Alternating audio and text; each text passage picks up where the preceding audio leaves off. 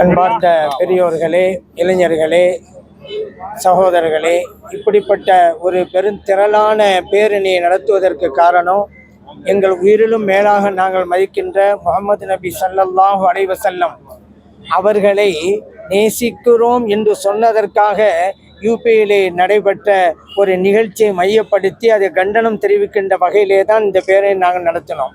யூபியில் ஒரு Milad Nabi பெருவிழாவில் I love Muhammad, நான் முஹம்மது ஸல்லல்லாஹு அலைஹி வஸல்லம் அவர்களை நேசிக்கிறேன் என்று பேனர் வைக்கப்பட்டது.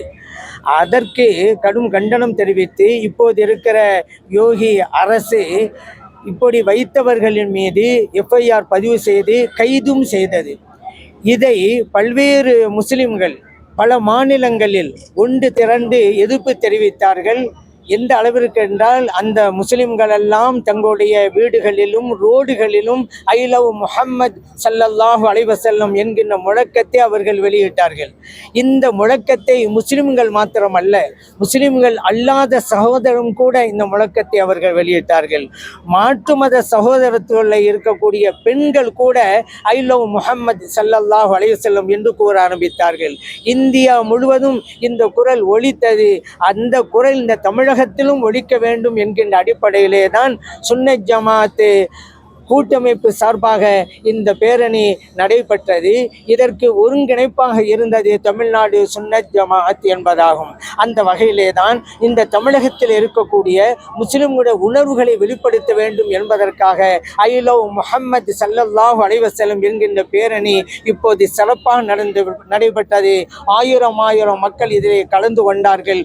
உணர்ச்சி பூர்வமாக தங்களுடைய முழக்கத்தை இதிலே வெளியிட்டார்கள். முஹம்மது ஸல்லல்லாஹு அலைஹி வஸல்லம் அவர்கள் நாங்கள் நேசிக்கிறோம் என்று முஸ்லிம்கள் மட்டும் கூறவில்லை, இந்த உலகமே கூறிக்கொண்டிருக்கிறது.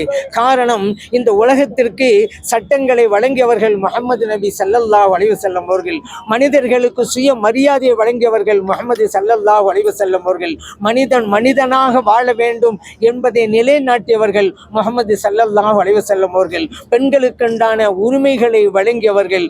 அதே போன்று பெண்களுக்கும் மனிதர்களுக்கும் உரிமைகளையும் சுதந்திரங்களையும் வழங்கியவர்கள் மட்டுமல்ல, மனிதர்களே உங்களுக்கு இன்னென்ன உரிமைகள் உண்டு என்று சொல்லிக் கொடுத்தவர்கள் முஹம்மது ஸல்லல்லாஹு அலைஹி வஸல்லம் அவர்கள். பெண்களுக்கும் உங்களுக்கு இத்தகைய சுதந்திரமும் உரிமையும் உண்டு என்று கற்றுக் கொடுத்தவர்கள் முஹம்மது ஸல்லல்லாஹு அலைஹி வஸல்லம் அவர்கள். சொத்துரிமை, விதவை திருமணம் என்பது போன்ற உரிமைகளை எல்லாம் முஹம்மது ஸல்லல்லாஹு அலைஹி வஸல்லம் அவர்கள்தான் கற்றுக் கொடுத்தார்கள், வழங்கினார்கள். ஆகவேதான் இன்றைக்கு பெண்களும் கூட ஐ லவ் முஹம்மத் ஸல்லல்லாஹு அலைஹி வஸல்லம் என்று சொல்லுகிறார்கள் என்றால் காரணம் அதுதான். இந்த நாட்டிலே எத்தனையோ கொடுமைகள் நிகழ்ந்தது மனிதர்களுக்கும் பெண்களுக்கும். இஸ்லாம் இந்த நாட்டிற்கு வந்ததனால அந்த கொடுமைகளெல்லாம் அகன்று போய்விட்டன. அவைகளெல்லாம் நினைத்து பார்க்கிறார்கள் இந்த மக்கள்.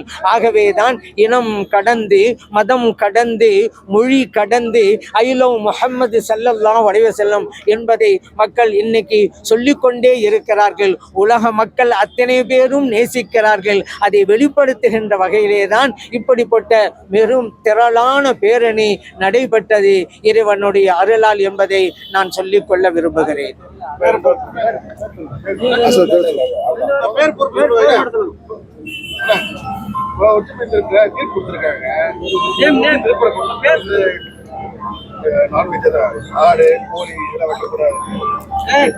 அது அந்த இது இப்போ சம்மந்தப்பட்டதல்ல. ஏன்னா நோக்கம் மாறிடும். இன்னைக்கு நாங்கள் கூடியது இந்த நோக்கம் மட்டும்தான். அதனாலே செய்கிறோம். இந்த யோகி அரசு இது போன்ற சட்டங்களை கொண்டு வந்து மிகப்பெரிய தவறு என்பதை இந்த இந்திய திருநாட்டிற்கே உணர்த்த வேண்டும் என்பதற்காகத்தான் இப்படி ஒரு பேரணியை நாங்கள் நடத்தினோம். ஏன்னா இந்த உலகத்தில் ஒருவர் ஒன்றை நேசிக்கிறார் என்றால் அதை வெளிப்படுத்துவதற்குண்டான உரிமை இருக்கிறது. நீ அவ்வாறு சொல்ல வேண்டாம் என்று சொல்வதற்குண்டான தகுதி யாருக்கும் கிடையாது. இந்த யோகி அரசு முஸ்லிம்கள் மீது பல்வேறு இடையூறுகளை அளித்து கொண்டிருக்கிறது. அவற்றிலே ஒன்றுதான் தான் இது ஒன்று. ஆனால் முஸ்லிம்களுக்கு இடையூறு அளிக்க வேண்டும் என்பதற்காகத்தான் இப்படிப்பட்ட செயலில் அது இறங்கியது.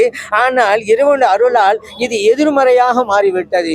இந்தியாவில் இருக்கக்கூடிய முஸ்லிம்கள் அத்தனை பேரும் இதை சொல்ல ஆரம்பித்து விட்டார்கள். ஓரிடத்திலே வைக்கக்கூடாது என்று அவர்கள் சொன்னார்கள். 1 கோடி தடவைகள் இன்றைக்கு ஐ லவ் முஹம்மது என்று இன்றைக்கு கூறுகிறோம் என்றால் அத்தகைய ஒரு சூழ்நிலையை தோற்றுவித்தவர்கள் அவர்கள்தான். அவர்கள் ஒன்றை நினைக்கிறார்கள், இறைவன் வேறொன்றை நினைக்கிறான். முஸ்லிம்களுக்கு இது வசதியாக போய்விட்டது என்பதையும் நாம் கவனத்திலே கொள்ள வேண்டும். எம் ஷேக் அப்துல்லா ஜமாலி, தலைவர், சுன்ன ஜமாத் பேரியக்கம்.